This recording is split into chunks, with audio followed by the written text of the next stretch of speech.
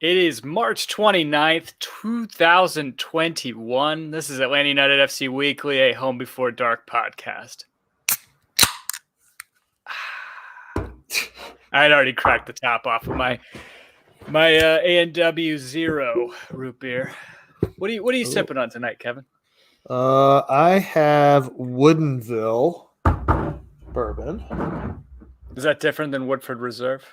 Yeah, it's definitely different. What's better? What's a higher quality bourbon? Both. I mean, a lot of people like Woodford. Obviously, it's been around forever. Woodinville's kind of a newer one that's come out over the past year or two. This one's out of Washington State. So, yeah, I dig it, though. And then I've got some out of our own backyard here, Treehorn cider out of Marietta. So, very nice. I am Tim Herb. As always, I'm joined by my lovely co-host, Mr. Kevin Bradley. To the right, we are without Dan James tonight.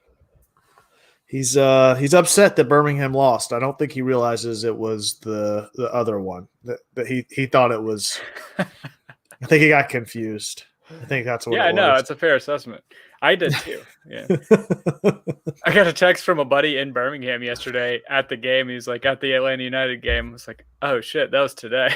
I was like, yeah, 0-0. And I was like, it looks like we were stifled by former Atlanta United great Anderson Asiedu on the pitch yesterday. So is what it is. Thank you guys for joining us for another show on a lovely Monday evening. This is episode 141 of this series over the course of the past 4 years. We really do only do it mostly during the season. We do some off-season stuff, some fun stuff. Yeah. The past year has been weird, but to say the least. It's beyond weird.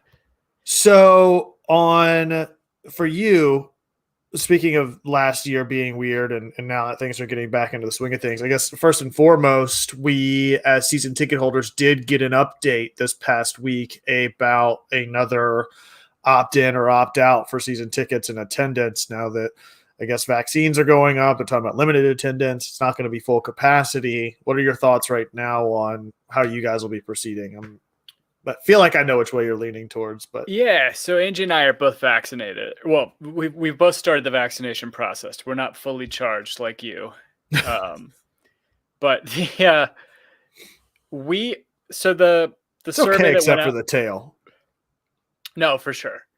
But and even that, it depends on the day. Sometimes it comes in handy. Hey, full moon hits, you turn into a big great ape. Yeah, exactly, man. Yeah. It's worth it. It's worth it. You really go with a bow staff now too. So absolutely. The survey that went out was two questions essentially. It was, would you be willing to come back if there was capacity for fans, and social distance seating, right? And then question two was, or maybe that was part of question two. Question two was, would you be willing to relocate if you were put up in the 200 section or something like that? So, not to get too into, we said yes and no to question one and then no to question two. Yeah, we don't necessarily want to relocate, but also don't know what that credit means. Like, it sounds like it was very oddly worded, right? Like, where it was, how much of a credit are we getting? If we don't go back, do we just move the entire credit from last year that got moved to this year onto next year? Because that seems like the fair thing to do, right? Because we haven't even got to sit in our seats. Yeah, and I'm interested to see if anybody from the Trap knows anything. So I actually haven't answered it yet because of that. I need to reach out to my ticket rep to find out, because that's my exact thing. Like, I'm fine potentially sitting out again this year if it means it's going to get credited to next year like we did this year. But I don't want to say that and then all of a sudden, it doesn't transfer over, or I still have to pay more or something. I don't know how all that shakes out logistically or financially. So yeah, no, it's tough because, and what sucks too is we upgraded our seats from the year prior from whatever 20, what would that be now? 2019, we upgraded and got a little better seats for 2020. Our anniversary weekend fell the first home game, and then that was essentially the only home game that we had. and we didn't get to not witness. What was I gonna say? Like to be able to enjoy those seats Experience. for the first time. Experience. Yeah. That's the word that I was looking for. That's the only reason why I'm here. Yeah, no, exactly. Correct me. Thank you guys for joining us on this Monday evening. We got Richard Gordon, Brittany S., and Andres Castro in the trap right now. Unfortunately, we did not do a big job of promoting the show this week. It was honestly kind of last minute today. We were all kind of talking about, can we do a show? And, Dan couldn't make it this week, and hopefully he can get on next week. I'm not going to be able to make it next week. So it was just kind of like, well, we'll at least get on and talk about what the ongoings have been. And true to form. Steven Perales is joining the trap. Good to see you guys. Haven't seen Andres Castro in forever. Where you been? It's been a long time. Can always count on Brittany S. though. Always. Yeah, no, always. For sure. MVP. Is it any coincidence that it's Barco's birthday and the boat got dislodged from the Suez Canal today? What? It's like a happy boat day, right? I mean, Barco, I have no idea what you're talking about. I have the Suez, no idea. You don't know anything about the whole, the saga no with idea what you're talking about. The entire, the Western world supply chain got completely jacked up because somebody got stuck sideways in the Suez Canal. I think I saw a meme about it, but I don't know about it. Oh my God. Explain it to me like I'm 5. I can't with you right now. Okay. Mommy and Daddy give you give you $10 for a lemonade stand. So wait, what happened? What pipeline? I know what the Suez Canal is. So a boat got stuck in it? Like one of the freighter ships? Like a gigantic ship went sideways and got dislodged. It's like whenever I toss a Dorito to Pirlo and it goes vertical, and it gets lodged between the roof of his mouth and his tongue, and he can't move it. I do that with Cheetos sometimes, and they just happen to get stuck in between my teeth. Like, oh no! Or the Rugrats episode. So seriously, what happened? Like, were things legitimately shorted? I didn't notice anything that's been run out. What ran out? No, I don't know. I don't know if we've necessarily seen the effects of it yet. It was a week ago, so I don't know what got delayed, but nothing could get in and out. They had to go around Africa. Holy crap. Yeah. Oh shit. Yeah. Richard Gordon said it was the length of the Empire State Building. Jesus. Yeah. So he says, so speaking of Richard Gordon, he says, I don't have season tickets, but I buy group tickets and then still have my money. So I may just roll it over till next year. I wouldn't mind going to a few games, but it's tough with the little ones. Yeah. I mean, that's my thing too, right? I feel I guess my issue is it just seems like all or nothing. Is this going to be the plan for the whole season? Is it going to be that for a couple of games? I don't know enough to answer the question. If it means, okay, I opt out, but that means I'm not going at all this season. But then somehow, in July or August, whenever things we hope and expect vaccines and stuff to be back to normal, all of a sudden attendance goes back to normal, but I've opted out. So you know what I mean? I don't know how far that stretches, if it's for the whole season or just while they're doing limited capacity or what. I don't know. I really don't. Yeah, it's tough. And whether or not season ticket holders are going to get penalized for not showing up. Right. And the other thing is are you going to have to show your vaccination card? Oh yeah. Well, that's going to be the interesting thing, I think, moving forward. I don't know that they can mandate something like that though. And legally, I think that's a slippery slope. Because everybody's because businesses can't even mandate that people get the vaccine right now. So I don't know. Yeah, I don't know how they can do that, but I could be wrong. Yeah. You know what's crazy though? I mean, start of baseball season is Thursday, right? It starts on the 1st. Braves are opening up with limited attendance, and I was talking to somebody today that was like, "Oh well, I really want to go to a game, and at least they're doing limited attendance. So I figured I'd check and see what ticket prices are. And for the upper tier at the Braves Stadium, it was like $150 a ticket. It's like, you have got to be kidding me. Like for the upper deck for a Braves 150 game? per ticket for opening Yeah. day. Which normally you Well, I can guess get in the door for $25. Like it's yeah. $150 a ticket right now.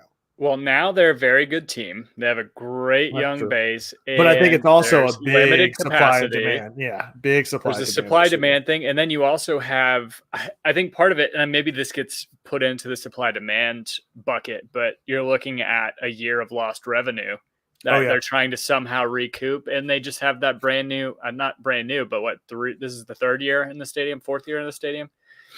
So that you mentioned a good point there, which I hadn't even thought about until just now, which is, do we expect to see substantial price hikes in Atlanta United season ticket prices next year? Because there's been a lag in what they didn't receive last year. Like they were fine to do the right thing and like push everything over to 2020, but they're going to have to make that money back somehow. And we've seen a consistent trend in season ticket prices inching up year over year. Do we expect to see a massive price hike going into next year? Yeah, I wouldn't be surprised if you saw that, because I mean, Uncle Arthur's great, but I can't imagine he's just going to sit and absorb the loss or the cost for everything moving forward. Yeah. I mean, it sucks. I was thinking about it today. I was wondering if there's still a wait list for season tickets, and if there is, like how long that wait list is anymore. After the Frank DeBoer seasons, I know that I think it diminished a little bit, or maybe enough people backed out of season tickets that they had to start backfilling that wait list. So I was wondering what that looks like. But Stephen Perales is asking if there's a large turnout in Birmingham. I do know a handful of people that went. It seemed like there were a decent amount of Atlanta United fans, I think, but not 100% positive, to be honest. I got a feeling in any capacity that Atlanta opens up, there's going to be a fan base there. Like it's not like it's going to be an empty stadium. I think it's just a challenging question and proposition for season ticket holders on how they're going to manage that, and then it seems like it's an all or nothing deal. Like, yeah, for sure.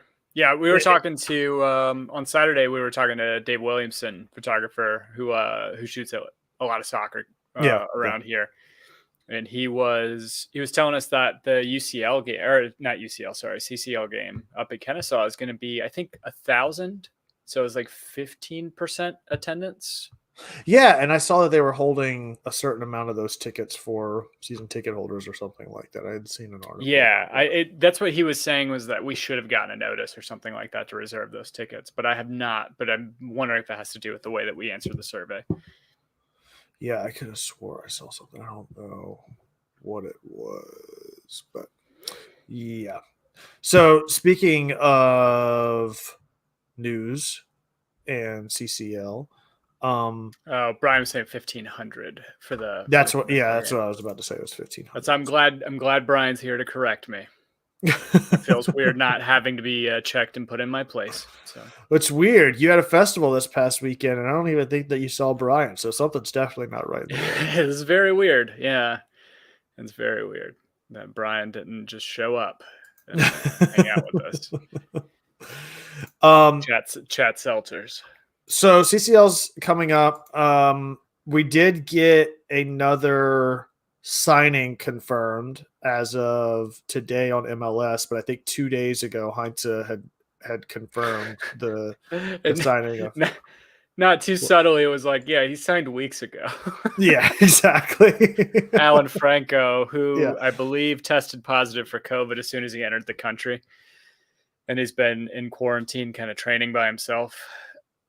So hopefully he'll be out of the woods, and I don't know, whatever the time frame's, 10 days usually, something like that. But we've seen hell. I'm trying to think of who it was in. There was a player for Inter Milan, I think, or no, it was for Juve. Pablo Dybala, who I think tested positive. I don't know, something like 3 months straight. It was a couple months straight. So I think it's just kind of weird. I don't know anybody in the trap that's had COVID. I don't know if you'd be willing to. Well, AJC put out an article earlier today that I guess the first team players got their first dose of the COVID vaccine today at Oh wow. Mercedes-Benz. So, Well, that's awesome. yeah. And I know that Mercedes-Benz is one of the mass vaccine sites in the city. Mm-hmm. So, yeah, that's where I've I been know some seeing a others. lot of people posting all of their private information to the internet from Very smart. Mercedes-Benz. Yeah. So, no, I don't know what that means though. Like, is that good or bad for where we are distributing the vaccine if the athletes are getting it now? But yeah, I don't know. I guess we'll see. I wonder if they're going to have similar, like, kind of laxed rules for, or guidelines for vaccinated players, the way the NBA is going to. I think what do you they've mean? said that. So, like in the NBA, if you are not like immediately cooling off, I think away from all of your bench, you have to be wearing a mask on the bench, even if you just ran even if you just played like a solid like 10 minutes of a quarter. And you go and you sit down, you have to have a mask on immediately. But I think they're going to relax that. So if you're vaccinated, I'm pretty sure that's what I read. If you're vaccinated, I you would wear a think. mask on I the mean, it bench. would make sense considering CDC came out and said that if you have multiple people that are vaccinated, you can congregate without a mask. So I don't know why it would be different under that setting. You know? Yeah. I don't know. Especially, I don't know. Those guys are huge. Maybe they breathe more. Maybe they have more viral load than the average human because they're 7 feet tall, 300 pounds. I don't know, but that's exciting. So we have a potential, I think a third center back, right? I think that's the thinking, right? That we're going to be shifting to a 3-4-3 under Heinz. So we're going to be putting Miles Robinson, Alan Franco, and I think Ronald Hernandez in the backfield, or Anton Walks. I was going to say, you're going to take Walks out altogether? I don't know, though. It depends on how much. Just scored a goal, man. Give him a chance. I don't know how much he's endeared himself to Heinze at this point. I don't know, because Heinze doesn't talk to the media. So we'll see. It's just hard, I think, for a new coach coming in, bringing in as many players as he has so far. It's been a big influx, and I think it's going to be hard for the old guard to have a lock on a lot of the positions. Obviously, like Joseph's a lock, Marcelino Moreno's a lock, Guzan's a lock, Barco's a lock, Guzan's a lock, and Miles Robinson is a lock. Yeah. Other than that, I feel like the rest of, what is that? Is that 6? So the rest of the other 5 are probably up for grabs in a lot of ways. Yeah. And I think we'll see some familiar faces rotating in and out, but for sure. Mikey Ambrose, George Bello. Oh, sorry, Bello's a lock. Sorry. Yeah, but it depends on if you go to a 3-back. Do you? I think about how scary he's going to be as a left wing back or whatever that is. Is it probably a 3-5-2, or would you just have Barco and Joseph up front, or would you do a 3-4-3? Put maybe Santiago Sosa and Ibarra in the middle, and then having wing backs, or I don't know, wingers on the side, and Brooks Lennon and George Bello. I have no idea what this lineup looks like for the season opener down in Orlando. Yeah, me neither. And I'm hoping I can get my cable situation sorted out so I can actually see what it's going to look like when it happens, because this Sinclair. Did you see that they're switching the name of Fox Sports Southeast? Speaking of which, is completely irrelevant. Yeah, what is it called? Talking point.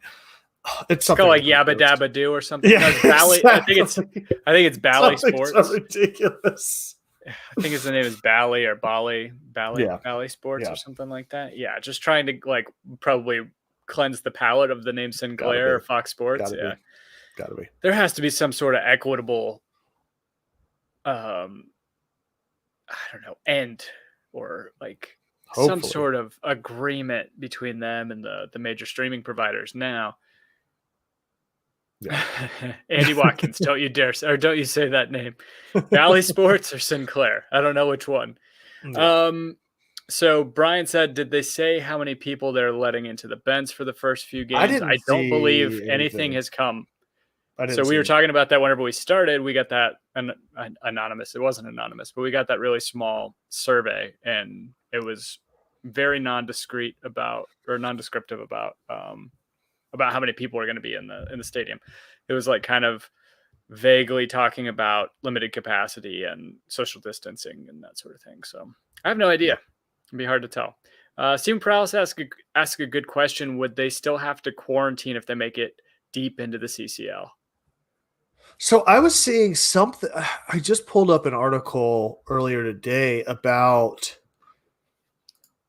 not CC. Oh, never mind. It was about Open Cup, that they were changing some of the rules around Open Cup for this year. CCL, I'm not sure. Yeah, I'm not sure either. The one thing I know for sure is that anything involving MLS teams or US soccer in general is going to have as little information for the public as possible. Yeah. At least for like the general viewing public Yeah. is not going to get super deep into it. Yeah. If that information even exists. I don't know if it does. I don't either. I think they've been very non-committal. I mean,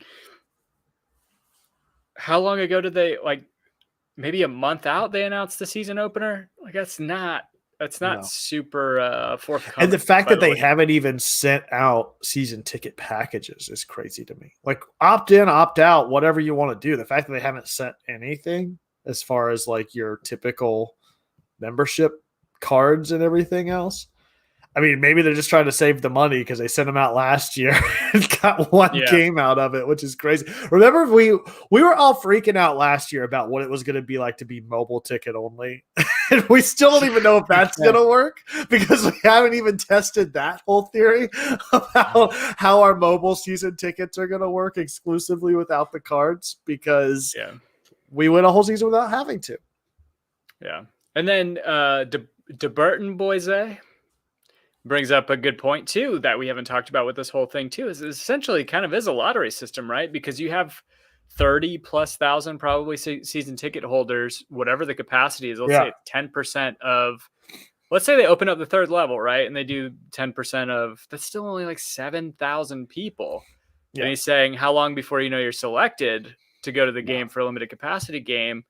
It's a lottery system. I don't know. Right. I have no idea. And that's the other thing too, is it's like, even if you opt in and then you're committed to not having set plans, you can find out that you're not doing something that weekend whenever you were planning to. I'm not sure that they know. That's the thing. Yeah. I don't think anybody knows. I'd be interested to hear.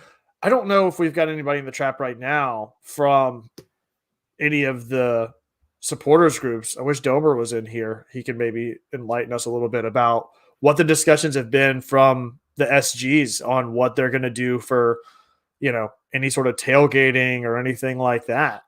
That's going to, that'll probably be the next question up, is what do they do on that side of things? If they're going to have any attendance, what are they doing on the outside of the stadium? So Andy said, they said 3 weeks before rolling. So I guess 3 weeks away from the date, they'll let you know if you're selected or not. I think that's what he means. Yeah.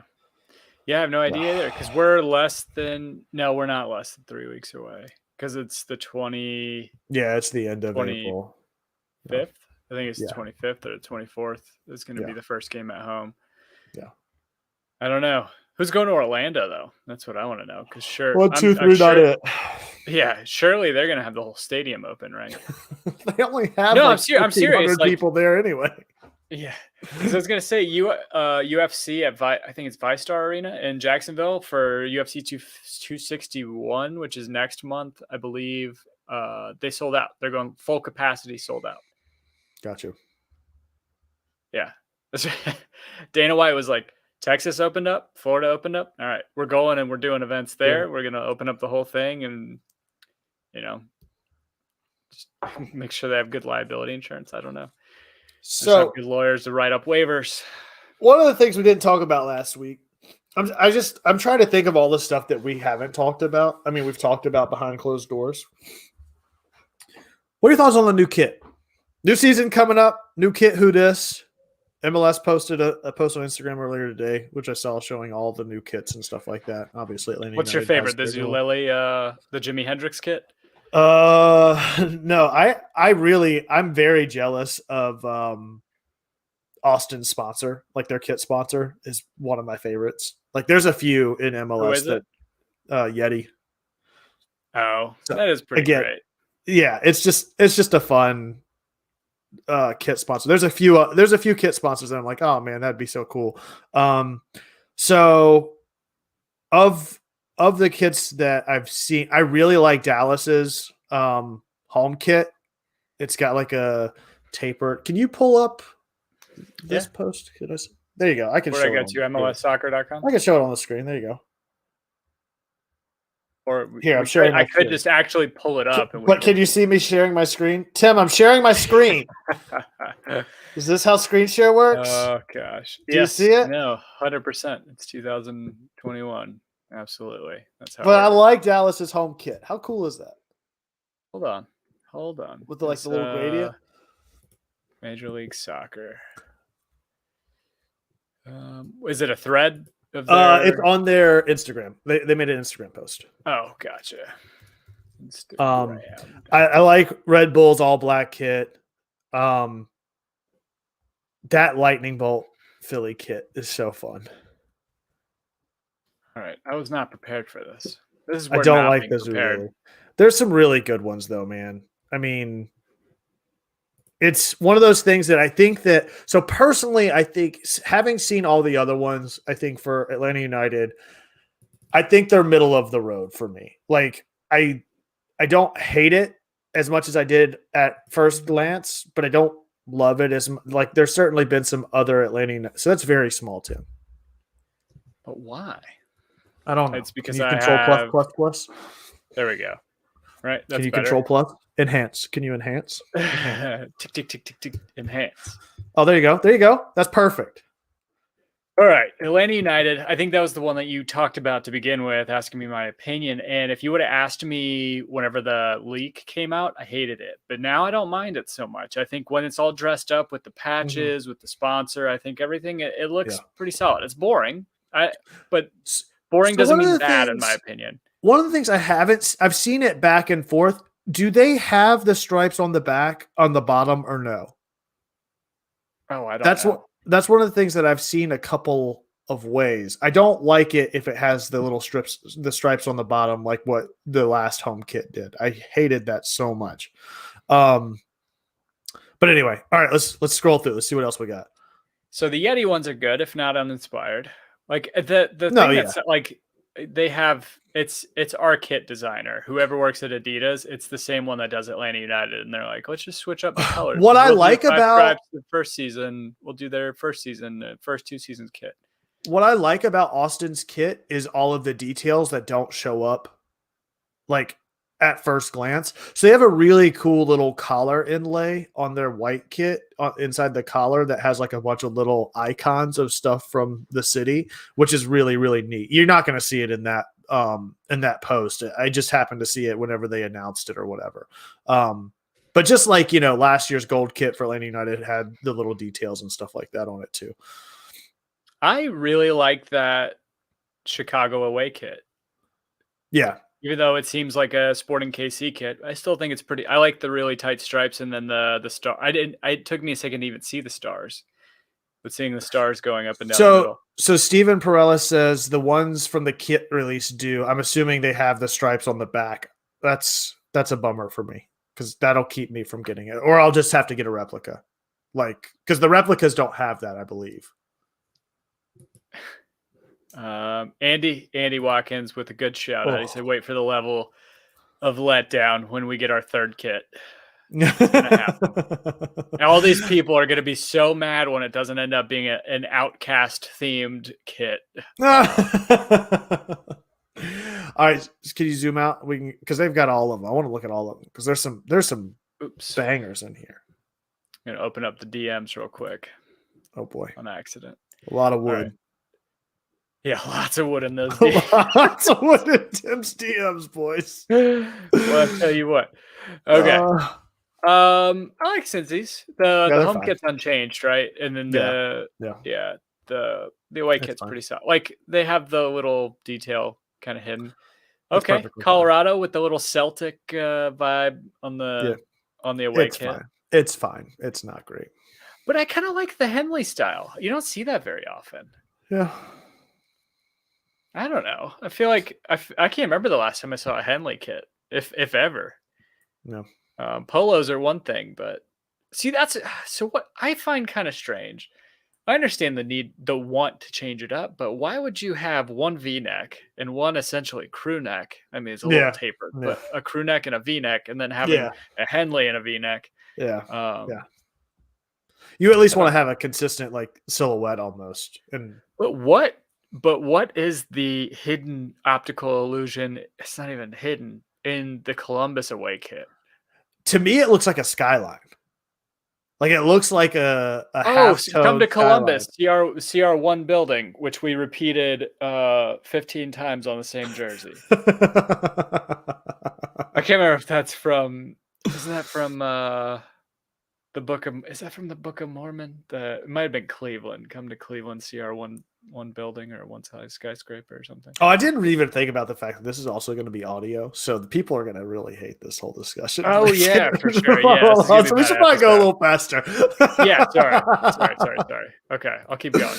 I kind of like that digital. Like, I like the way that Columbus home kit was. That the home kit last year? Yeah, I think so. Oh, okay. I just didn't see. This is how much I pay attention. Yeah, I think that Dallas home kit is my favorite. That Dallas home kit is chef's kiss. That one and the Philly away kits are probably my two favorites. I like that. I like the away kit for Houston. What do you think of their? That's a new logo this year, right? Yeah, I think they have a new kit sponsor. Yeah, and a new logo. Yeah, you're right. Yeah. I kind of like that LA Galaxy away too. Yeah. Some weird colors. It is.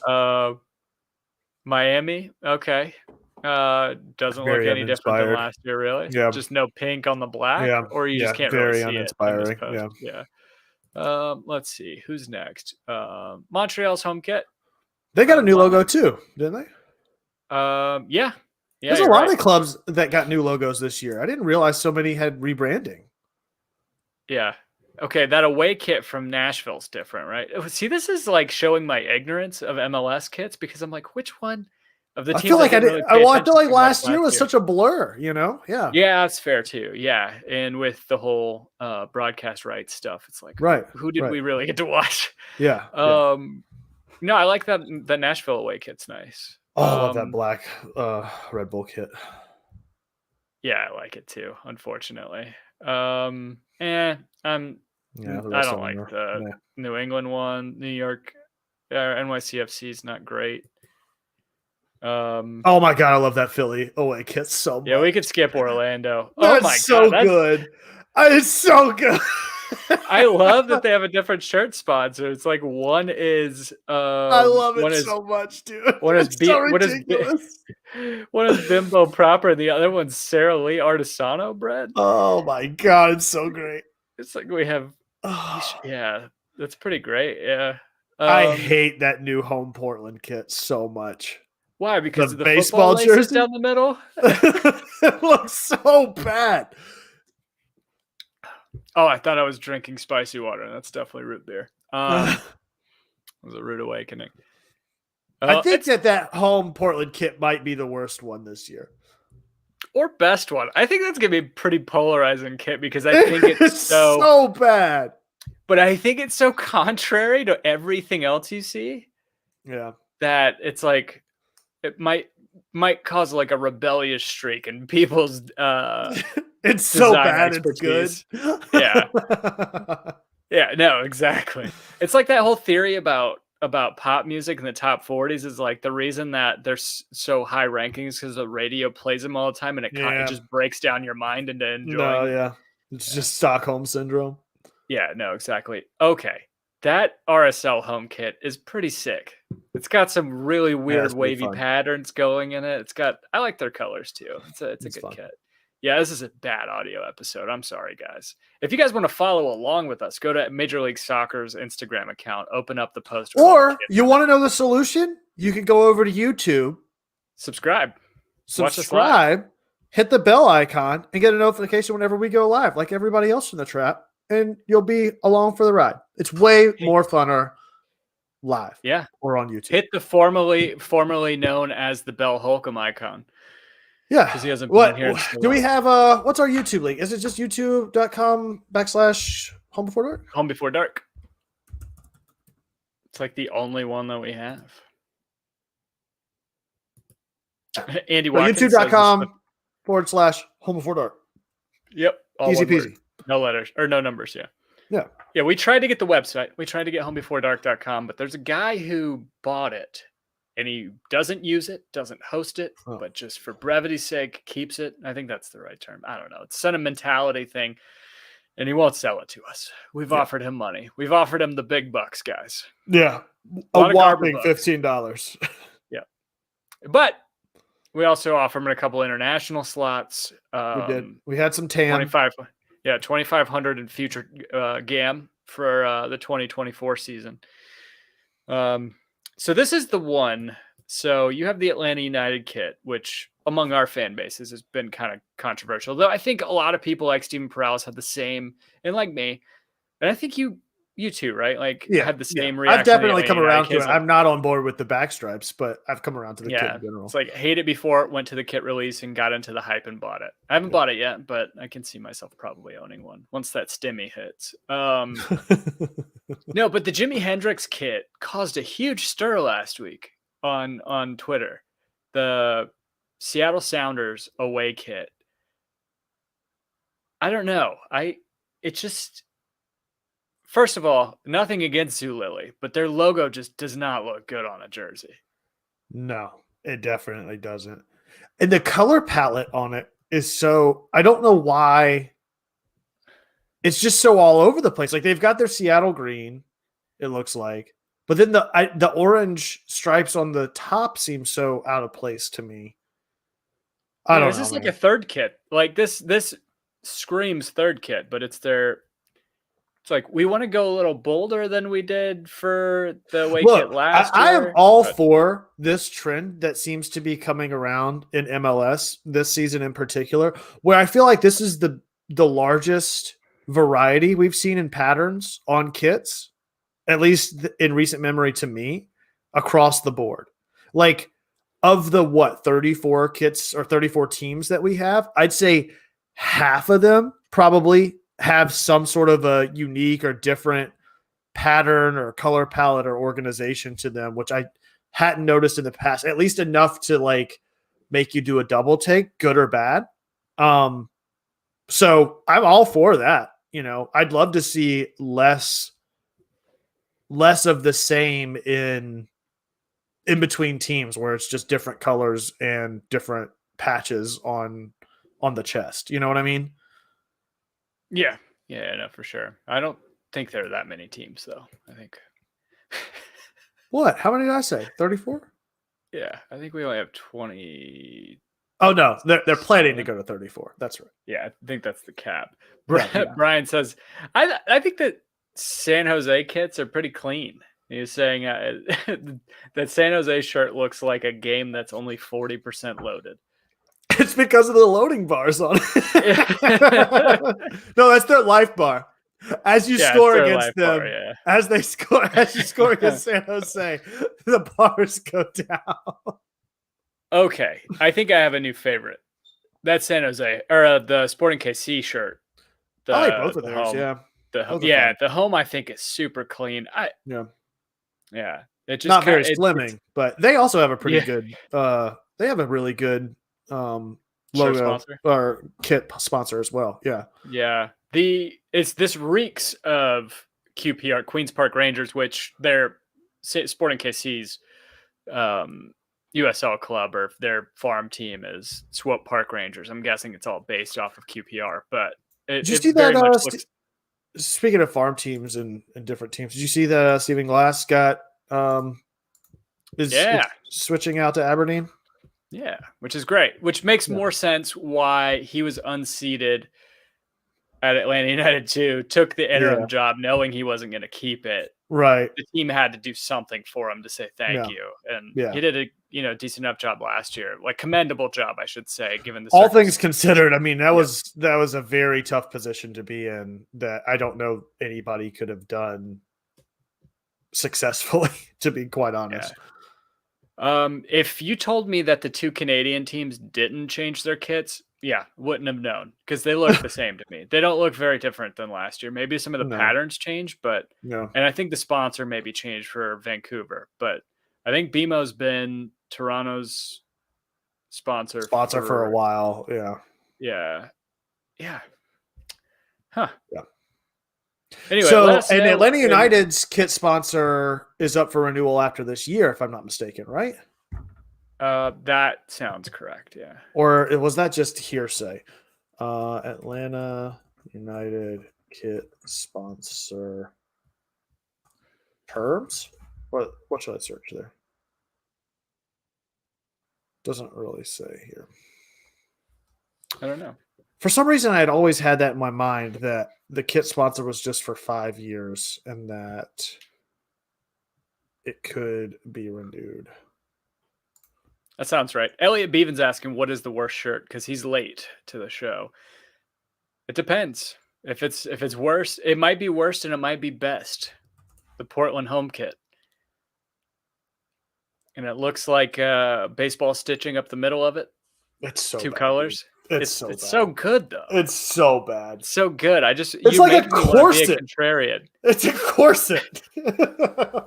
What if it did lace up in the middll? Like, what if the laces up in the back? Like you had to lace it up in the back. Like you're in the locker room. Rui Diaz, can you zip me up? Let me adjust. Oh no, sorry. I'm thinking of Seattle, not Rui Diaz. Like Blanco, Chara, can you lace me up? Do up my back.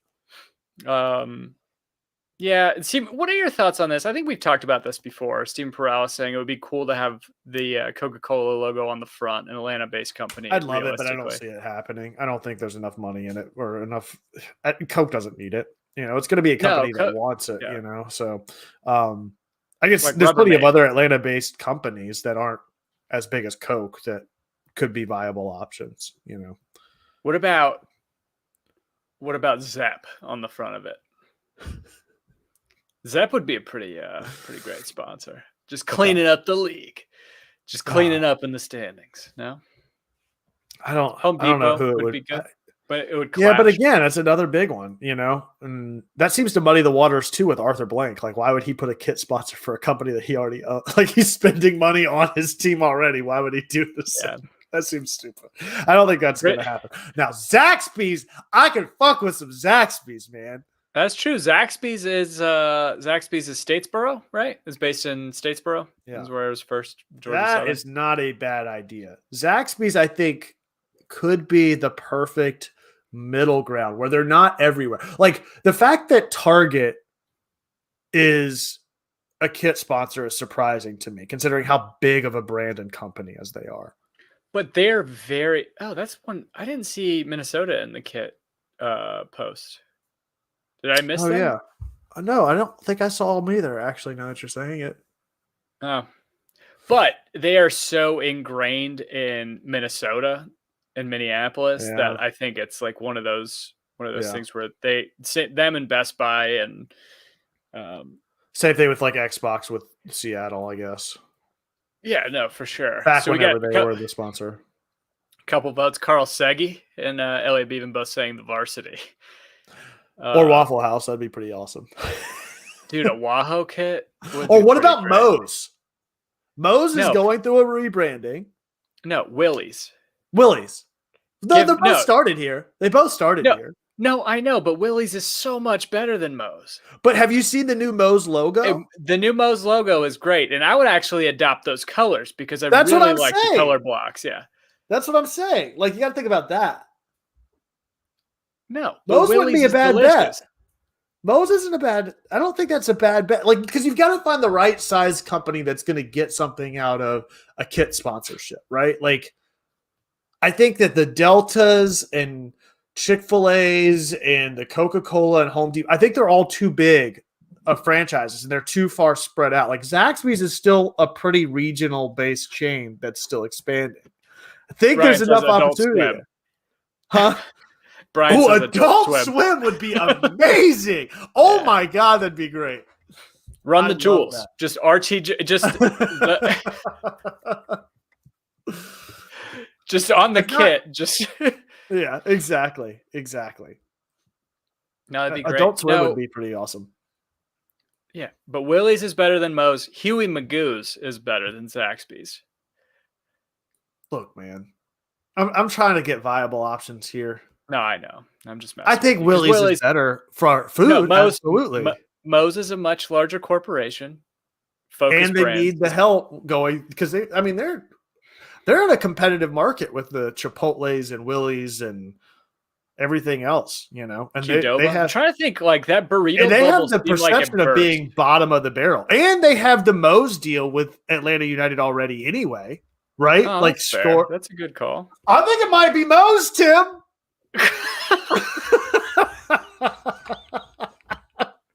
Do you guys hear that Moe's is going to be the new kit sponsor for Atlanta United? Sources say.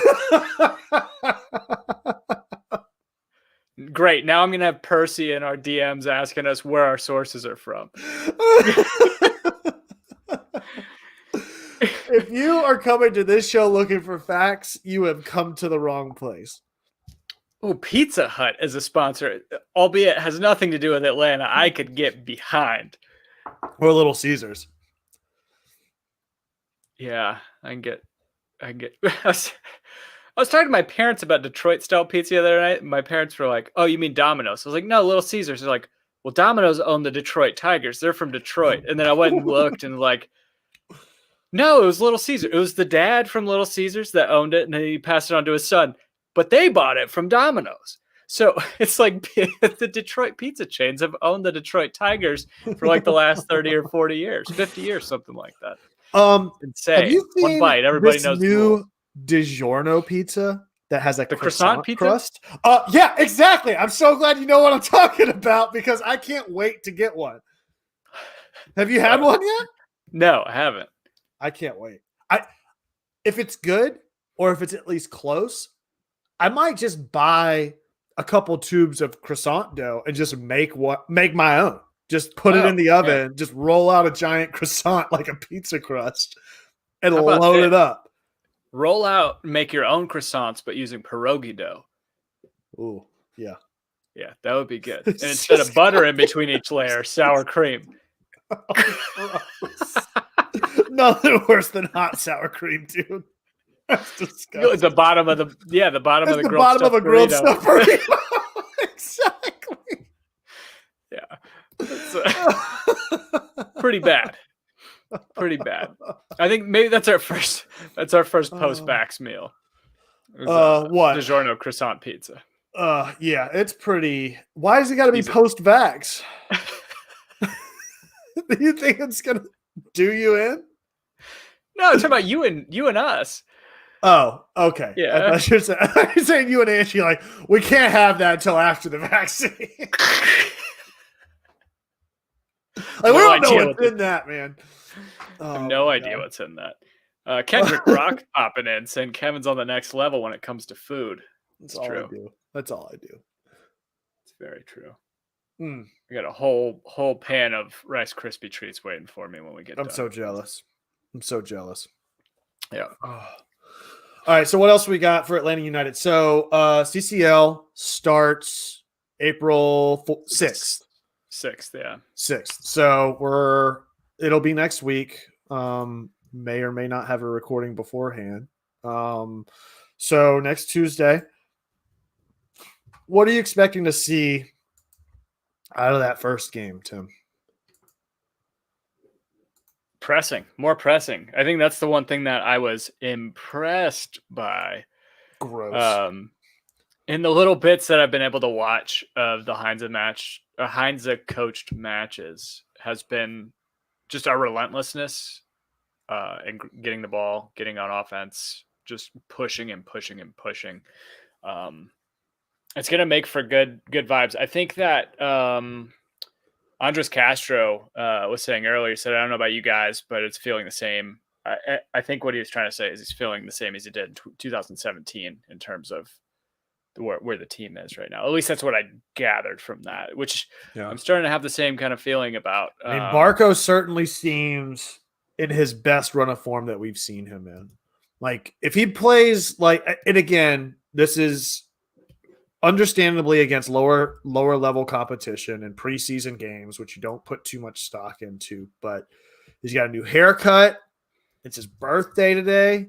Got a new hair color. Speaking of hair, what do you think about the samurai bun from Joseph? I mean, that's everything. big news. It's big news. Big news. Yeah, you got a big whole new look.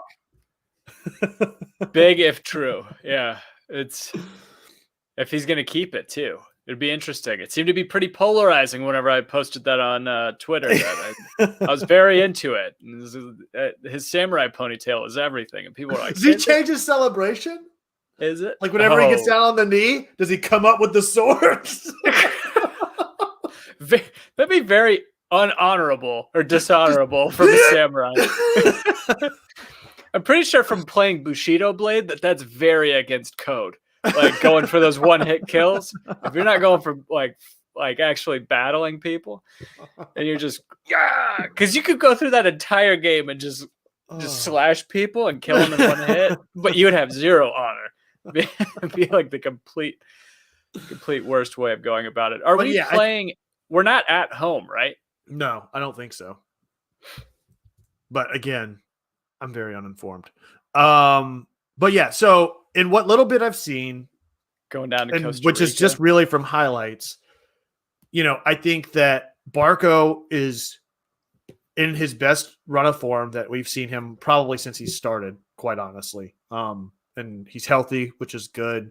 And I can't wait to see him playing up top in whatever formation with Joseph or however they put him in there.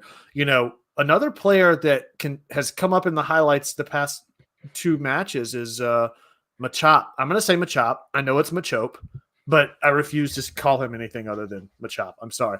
And shout out to our friends over at For the Culture with their amazing kit design with Machop on Machop's number, which was so fucking cool.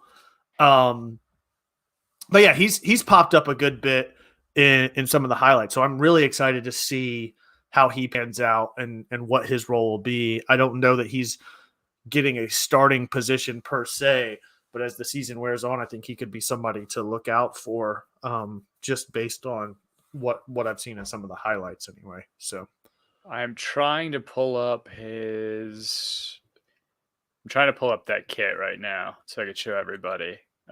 Just kind of scrolling through For the Culture's feed. I think it'll probably be in our notifications. They tagged us in it, so it'll probably be easier to get to our notifications. So no, I got it. Hold on. For those of you and for those of you listening, go follow For the Culture on all your podcast platforms. Oh, so that's where I saw the back flap at. So it is confirmed. Okay. Yeah, at FTC UTD.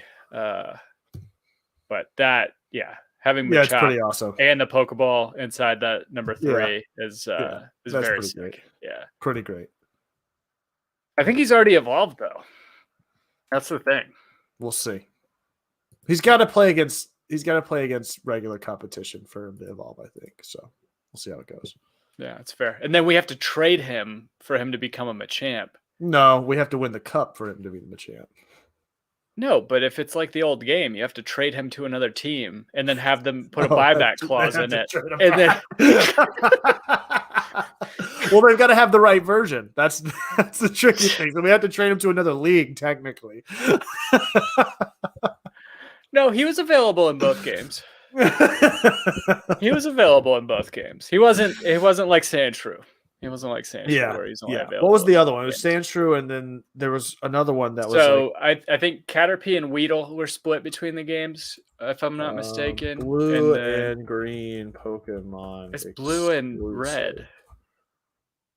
Blue and red. Why did I say green? I'm so stupid. There was a green version that came out after whenever they re-released whatever it was, Fire Red, and there was Leaf Green, and there was way more exclusive in red and blue that I was unaware of.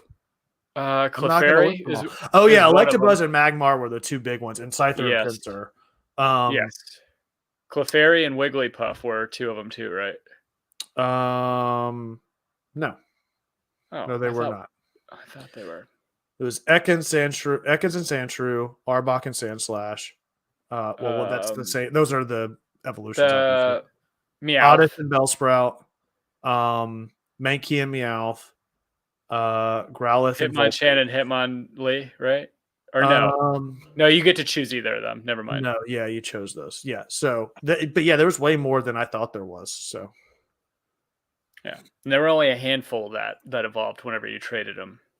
yeah, I'm actually glad. So I'm one of the few people that's still playing Pokemon Go, and they actually introduced because now they have trading and stuff like that. They actually carried over that where you have to trade. oh, nice. To evolve Yeah, them. so like Graveler was one. I'm trying to think of who all they were. Graveler, Let me see.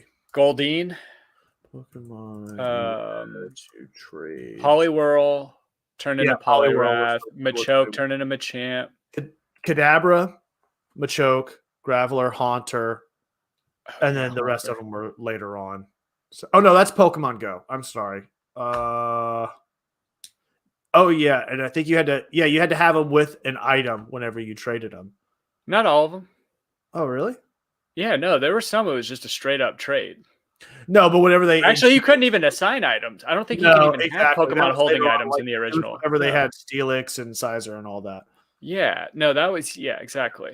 Yeah, I'm trying to think of who all the other ones were. Oh my god, there were only a handful of them. But then you had all the stone evolutions too. Yeah. Anyway, Carl Sagi saying came for the soccer state for the Pokemon. Well, I'm glad. I'm glad you're still here. We missed you, buddy. I can't believe I said red and green. That's embarrassing. Yeah, I should boot you.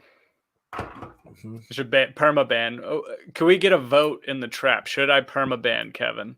Yeah, right I'll now. go ahead and put my vote in there for yes. Sounds good. Favorite Pokemon?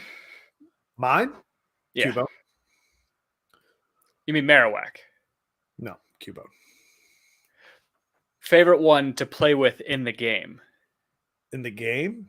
Yeah, in the role playing game, not in Pokemon Go, not in the card game or whatever. I loved my Marowak, man. He was awesome. No, I know. He used to beat my ass. That Boomerang, man, comes back for double damage. You're like, oh, I got through it. Psych! He's coming back around. Oh. I just always loved the character design for Cubone. Yeah, the helmet. And he wasn't one of the like big guys that always got like all the attention and that everybody always liked. And then as far as like the bigger, quote unquote, bigger like final evolutions, particularly in the first generation, Gengar was probably my favorite of the like final 3 evolution Pokemon. Yeah, I think for me it had to be Alakazam was my absolute favorite. Like his speed, and then you throw Psychic in there. Like it was kind of unstoppable in a lot of ways. Yeah. Except for fighting ghost Pokemon, right? Did you hear about the Kadabra game card? No. So apparently the Japanese name for Kadabra was based off of some magician, like some illusionist that would bend spoons, right? And the Japanese name for Kadabra, whatever it was so similar to that guy's name that he actually had a lawsuit that he won against Nintendo to where there was no Kadabra cards made after that original 151 up until like this year. And he just recently released the rights and was like, no, the fans need to have this in existence or whatever. But it just recently happened. Yeah, it's pretty wild. I had no idea about that. So, interesting. Yeah. And then another shout out for Porygon Z. Yeah. That you could teach him whatever the fuck you want. I would roll up there with Signal Beam, Try Attack, I think Psychic maybe, and then you just roll up with 6 Shelders with Self-Destruct and have your official clan. I'm not winning, but neither are you. I'm taking this whole thing down with me. You know what's so crazy is there were trainers in the game that did that. Like their whole thing was self-destructing with Yeah. It's crazy. LED I love that this has been the way this conversation has gone. Hard not to. Dan's not here to corral us in. Exactly. Yeah. When Dad's away. LAB even says Dragonite. That was a tough one to level up. It was a tough one to get. I always hated People- the character design. I thought that Dragonair and Dratini's character sprites and character designs looked way better than what Dragonite ended up looking like. I was like, why does this thing look so dopey? This is ridiculous. Yeah. Dragonite with Hyper Beam or Snorlax with Hyper Beam. Yeah, they were pretty great. Gotta get that flute. And Brian says Francis Ngannou. Did you happen to see the knockout on Saturday? Ngannou No, I heard about it. Stipe? I haven't been able to check it out yet, though. I would be very surprised if Stipe does not have ligament damage in his knee the way that he fell back. It was scary. It was very scary. I didn't even want to watch the replays, and it wasn't because it's like I like Stipe, and it's hard not to cheer for Francis Ngannou, but it's just hard to watch a guy get hurt like that. Yeah. It's very serious stuff. Ngannou is so massive, dude. I would not. Yeah, it's crazy, and I think he's learned how to fight now instead of just hear Joe Rogan talk about him walking into the ring and like the whole thing, like it's like the T-Rex in Jurassic Park. Like you just feel it. You feel the weight of him walking into the ring. This is ridiculous, man. Yes. So huge. We're getting closer and closer to score predictions, right? Yeah. I think we can go ahead and do that. So score predictions for first round of CCL. What are you thinking, Tim? That's not till next Tuesday. Yeah, but what else do we have until then? Well, I guess you're right. I'm not going to be here next Monday. 3-1 Atlanta. I will say. Do we know anything about who are we playing in the first round? Alajuelense. I don't know how to pronounce it. It's a Costa Rican team. I think we're going down to Costa Rica. Let's do Alajuelense. Brittany asks us 2-1 Atlanta. Brian says 3-2 to the good guys. I think we'll get back to attacking soccer and just start throttling teams. I think LAB is 1-1. Trying to see what their record's been and how they've been playing in recent weeks. So over the past, let's just say over their past couple of games here, I don't see any losses going all the way back to, geez, you got to go back a ways just to find their last loss here. Oh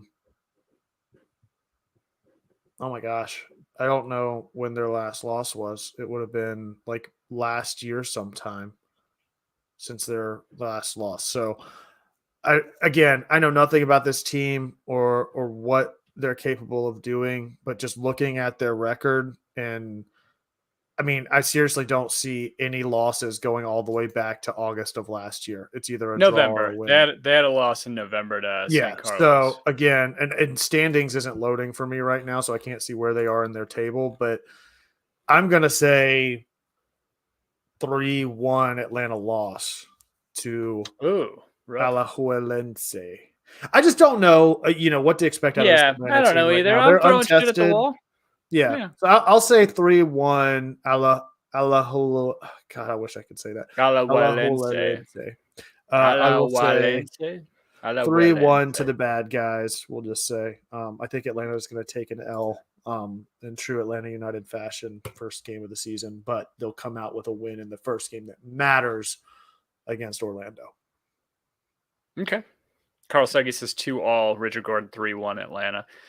I like most of these scores. I'm even good with a 2-all or a 1-1 because that means a draw is always good. Yeah, especially with it being away. Absolutely.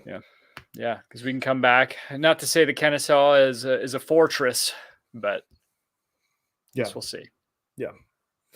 All right, man. Well, this was fun. I'm glad we were able to get together and get something out there in true home before dark fashion as we bounced around talking about croissant pizzas.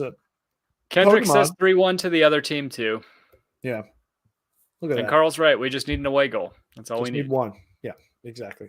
Man, even if it's a 2-1, I'll take that. Isn't that what happened to Herediana, right? It was we lost 4-1 and something like that. Yeah. All right, man. Well, love you. Thanks for doing this. Thanks to everybody Yeah. in the trap for coming and hanging out with us. You can find us both online. Tim, where can they find you at? You can find me at Tim Herb on Instagrams if you just want to look at woodworking. That's all I post on there.